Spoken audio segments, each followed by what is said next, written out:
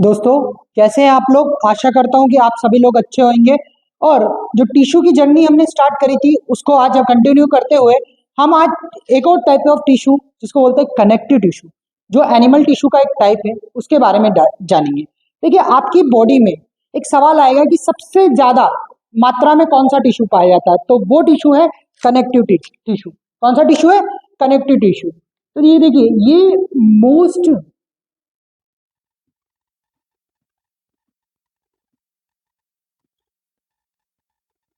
Most abundant tissue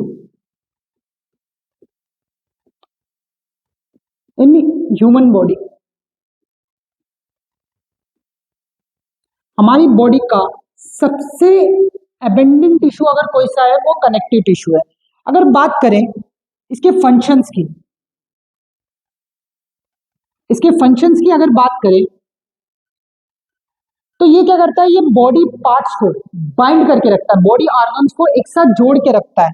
तो it binds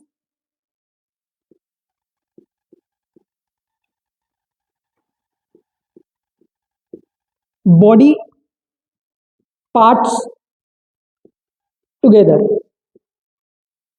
ये हमारे डिफरेंट बॉडी पार्ट्स को, बॉडी ऑर्गन्स को एक साथ बाइंड करके रखता है।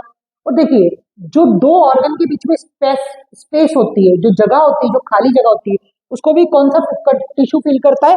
तो वो कनेक्टिव टिश्यू फील करता है। तो it feels spaces between two organs. दो ऑर्गन्स के बीच में जो स्पेसेस हैं उनको फिल करने का काम भी किसका है? कनेक्टिव टिश्यू का है। अच्छा, ये ट्रांसपोर्ट करता है किसे? जैसे गैसेस के ट्रांसपोर्टेशन में, और जो बेस्ट पार्ट है उसका ट्रांसपोर्टेशन, ये भी इसी का काम है। इट ट्रांसपोर्ट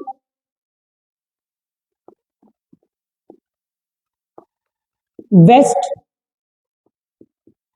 मटेरियल,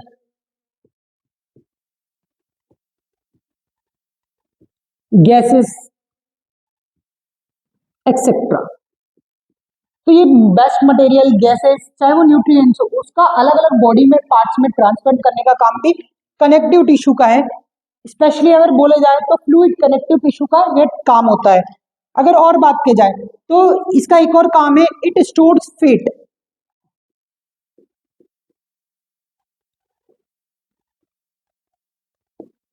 फैट्स को जो स्टोर करने का काम, जो फैट्स है बॉडी में, अलग अलग जगह फैट्स होते हैं। जैसे आपने थाई के नीचे देखा होगा, आपके आर्म्स के यहाँ पे इस वाले शेप में जो टिश्यू, वो फैट होते हैं, उसको भी स्टोर करने का काम किसका है? कनेक्टिव टिश्यू का। और ये बॉडी की जो फ्रेमवर्क है, जो बॉडी का एक ढांचा है, उसको सपोर्ट, है ना, बॉडी को it supports body structure. Body structure को सपोर्ट करना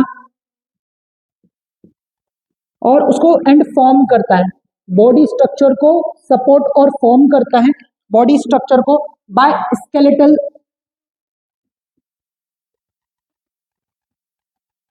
सिस्टम। जो हमारा कंकाल तंत्र है उसको सपोर्ट करना और उसको फॉर्म करने का काम किसका है? कनेक्टिव टिश्यू का। ये बात हुई कनेक्टिव टिश्यू के फंक्शन की। अब हम बात करते हैं कनेक्टिव टिश्यू के टाइप्स की।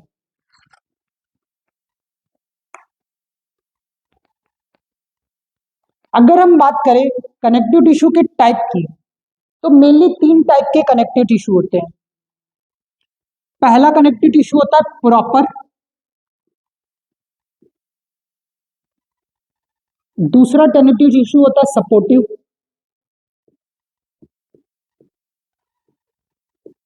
और तीसरा कनेक्टिव टिश्यू होता है fluid connective tissue.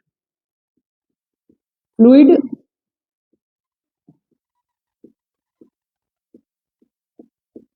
Connective tissue. तो मेनली ये तीन टाइप के कनेक्टिव टिश्यू होते हैं। सबसे पहले इनको फर्दर डिवाइड किया है, प्रॉपर टिश्यू को दो और टाइप्स में डिवाइड किया है।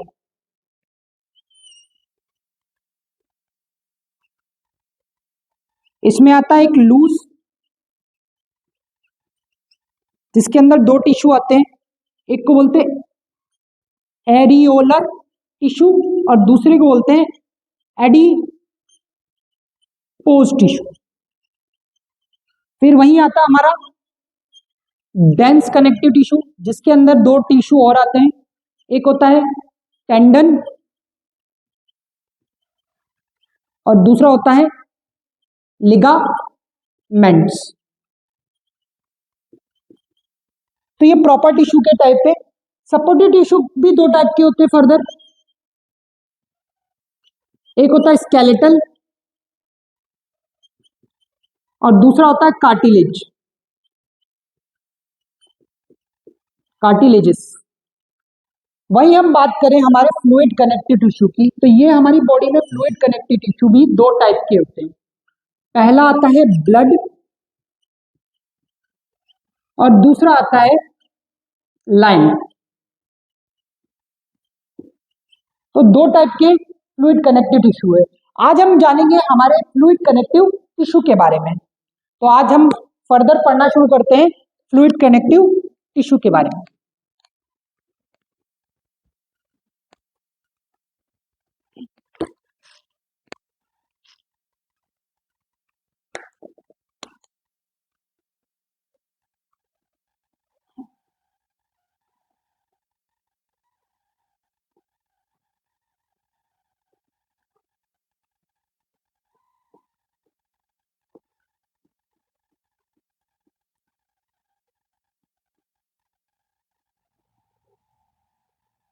तो ये हमारी बॉडी में जो ऑर्गन्स होते हैं उनको चीजों की जरूरत रहती है, या एक जैसे हमारी बॉडी के ब्रेन को हमारे लंग्स से कम्युनिकेट करना है, तो वो किस तरीके से करेगा? ऐसा तो नहीं है कि लंग्स सीधे ब्रेन के पास पहुंच जाएगा या कुछ इंफॉर्मेशन प्राप्त करने के लिए। तो वो क्या होता है, जब भी वो ब्रेन हमारे लंग्स से कम्युनिकेट करना चाहता है तो वो क्या करेगा, कुछ हार्मोन या इलेक्ट्रोकेमिकल सिग्नल भेजेगा। वो किसके थ्रू भेजेगा? या तो ब्लड में मिक्स करके भेजेगा या तो वो लिम्फ के थ्रू भेजेगा। तो ये इस टाइप के जो ब्लड होता है, हमारा जो ब्लड होता है वो नेचर में जैसा होता है वो फ्लूइड टाइप का होता है। उसके अंदर जो मटेरियल होते हैं वो फ्लूइड के साथ मिक्स होके वो ट्रांसपोर्ट होते हैं। तो इसीलिए ब्लड को हम बोलते हैं फ्लूइड कनेक्टिव टिश्यू। क्या बोलते हैं? Fluid connective tissue. अगर ब्लड की बात की जाए, ब्लड, देखिए ब्लड का जो मैट्रिक्स होता है वो लिक्विड मैट्रिक्स होता है। कैसा मैट्रिक्स होता है? लिक्विड मैट्रिक्स होता है। अब ये लिक्विड मैट्रिक्स क्या होता है? देखिए लिक्विड मैट्रिक्स का मतलब ये होता है कि हमारे ब्लड के दो पार्ट होते हैं। हमारा जो ब्लड होता है वो दो चीजों से मिलके बनता है। अगर मैं बात करूं तो हमारा ब्लड दो चीजों से मिलके होता है। एक इसमें होता है लिक्विड पार्ट और दूसरा होता है सॉलिड पार्ट। लिक्विड पार्ट में तीन चीजें आती हैं। पहला होता है प्लेटलेट्स, जिसको हम बोलते हैं थ्रोम्बोसाइट। इसका साइंटिफिक नेम है थ्रोम्बोसाइट्स। ये देखिए जहां पर भी साइट्स आपको नजर आए, ये जो साइट्स का मतलब है सेल, साइट्स का मतलब क्या होता है? सेल। वहीं दूसरा पाया जाता है आरबीसी, जिसको हम बोलते हैं रेड ब्लड सेल, इसको बोलते हैं एरेथ्रोसाइट्स।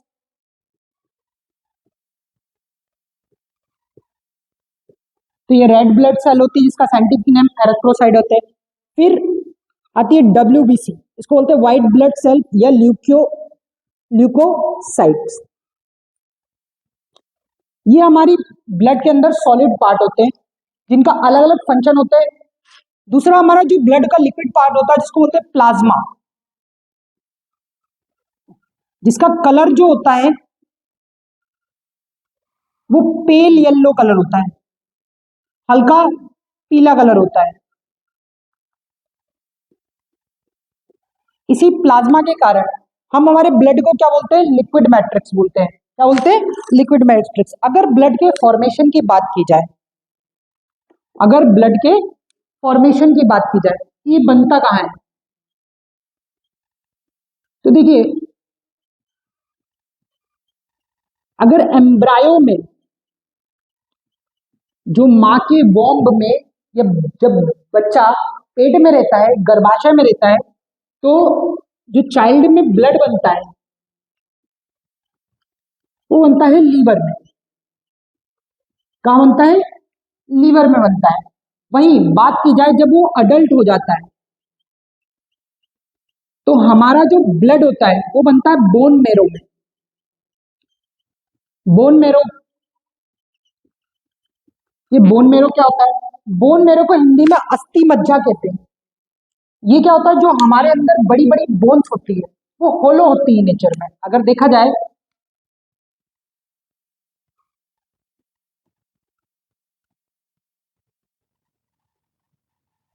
तो हमारी जो बोन्स होती है उसकी जो खाली स्ट्रक्चर, ये होलो पार्ट में, इसी को हम बोलते हैं बोन मेरो। और यहीं पे हमारा ब्लड बनता है, चाहे वो प्लेटलेट हो, चाहे वो आरबीसी हो, चाहे वो डब्ल्यूबीसी हो। क्या हो? आरबीसी, डब्ल्यूबीसी और प्लेटलेट, यही बनता है। अगर बात की जाए फर्दर, हमारे जो ब्लड का टेम्परेचर होता है,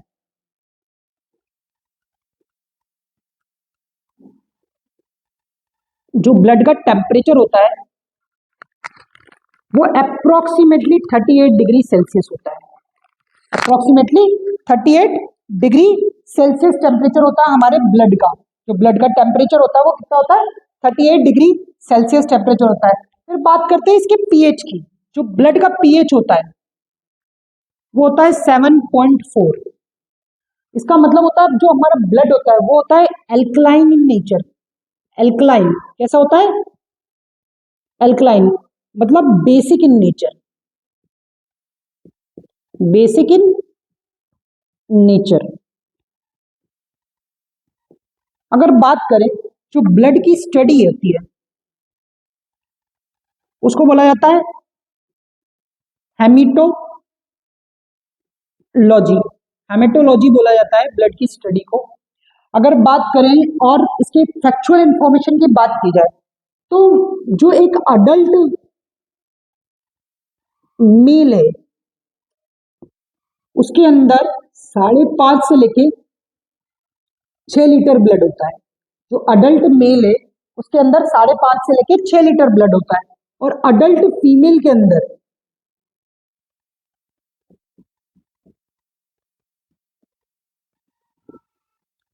4.5 से लेके 5.5 लीटर ब्लड होता है।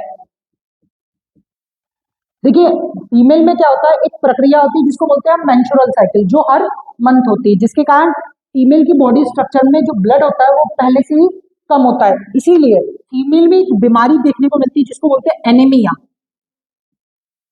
ये मोस्ट कॉमन बीमारी है जो ब्लड में एक्चुअली आयरन होता है उसकी कमी से होती है। अब आपको जान के हैरानी होगी कि ब्लड का जो कलर होता है वो रेड क्यों होता है। तो हम इसके बारे में बात करते हैं कि ब्लड का कलर रेड क्यों होता है।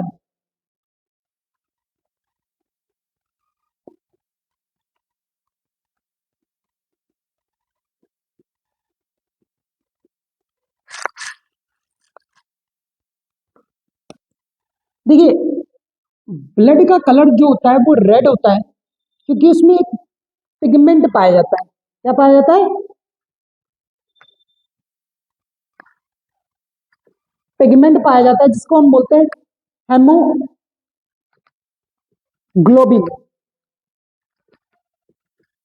हेमोग्लोबिन, ये जो हेमोग्लोबिन कंपाउंड है, इसी के कारण ये जो हेमोग्लोबिन पिगमेंट है इसी के कारण जो ब्लड का कलर होता है वो रेड होता है। अब इस हीमोग्लोबिन में ऐसा क्या होता है, तो अगर हम हीमोग्लोबिन को तोड़े तो ये दो शब्दों से मिला है, एक तो हीम प्लस ग्लोबिन। हीम का मतलब होता है आयरन। और हमारे अंदर जो आयरन पाया जाता है वो पाया जाता है Fe2 पॉजिटिव। क्या पाया जाता है?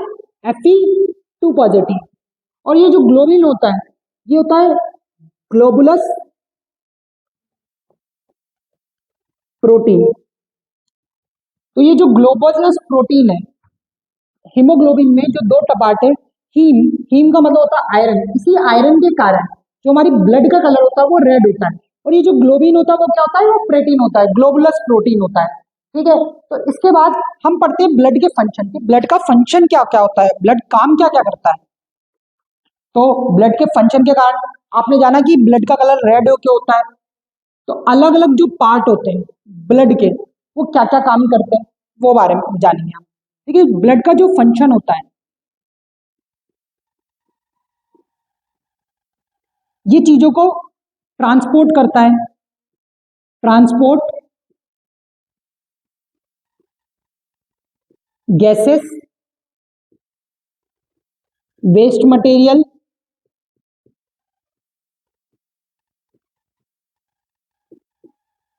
Minerals, etcetera. तो पहला जो फंक्शन है ब्लड का, वो क्या करता है, ये चीजों को ट्रांसपोर्ट करता है, जैसे गैसेस हुआ, वेस्ट मटेरियल हो और मिनरल्स को ट्रांसपोर्ट करता है। दूसरा इसका फंक्शन होता है, ये टेम्परेचर को रेगुलेट करता है, टेम्परेचर रेगुलेशन का काम होता है इसका।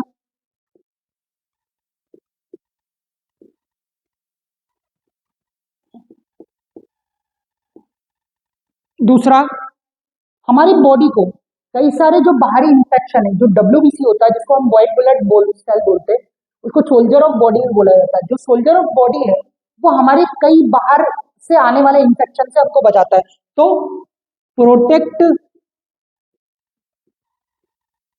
प्रोटेक्ट्स अस फ्रॉम इन्फेक्शंस, कई सारे इन्फेक्शन से हमें बचाता है। तो ये 3 मेन इंपॉर्टेंट फंक्शन है हमारे ब्लड के, जिसके बारे में हमने जाना। ये हमारा फ्लूइड कनेक्टिव टिश्यू का पहला टाइप ब्लड है, जिसमें हम अभी आरबीसी, देखिए आरबीसी के बारे में, अगर आरबीसी का लाइफ स्पैन देखें तो हमारी जो आरबीसी वो 120 दिन तक जिंदा रहती है, 120 डेज तक। और ये आरबीसी डेथ होती है, डेड होती है एक पर्टिकुलर जगह पे जाके, जिसको बोलते हैं स्प्लीन। स्प्लीन को बोलते हैं ग्रेवयार्ड ऑफ आरबीसी। क्या बोला जाता है? Graveyard of RBC. फिर हमारा आता है दूसरा डब्ल्यूबीसी। डब्ल्यूबीसी को बोला जाता है soldiers of body, soldier of body. ये हमारे जो बाहर के इन्वायरमेंट से जो बैक्टीरिया, हार्मफुल बैक्टीरिया या टॉक्सिक सब्सटेंस आ जाता है, उसको किल करने में कौन हेल्प करता है? डब्ल्यूबीसी। तो ये बॉडी से हमारी इंफेक्शन को बचाता है। दूसरा एक होता है प्लेटलेट्स। देखिए आपको कभी भी कोई कट लग जाता है या कहीं छिल जाता है तो खून अपने आप कुछ देर बहने के बाद बंद हो जाता है। तो वो ऐसा क्या होता है? क्योंकि ब्लड के अंदर एक प्रॉपर्टी होती है जिसको बोलते हैं ब्लड क्लॉटिंग। वो किसके कारण होती है? वो प्लेटलेट्स के कारण होती है। तो ब्लड क्लॉटिंग का काम किसका है? खून का थक्का जमाने का काम प्लेटलेट्स का है। तो आप, आई होप आपको ब्लड से रिलेटेड सारे फंक्शन है, फ्लूइड कनेक्टिव टिश्यू का जो पहला पार्ट है ब्लड के बारे में समझ में आया होगा। आने वाले वीडियो में हम लिम्फ के बारे में जानेंगे। तब तक के लिए please like the video and subscribe the channel. Thank you very much.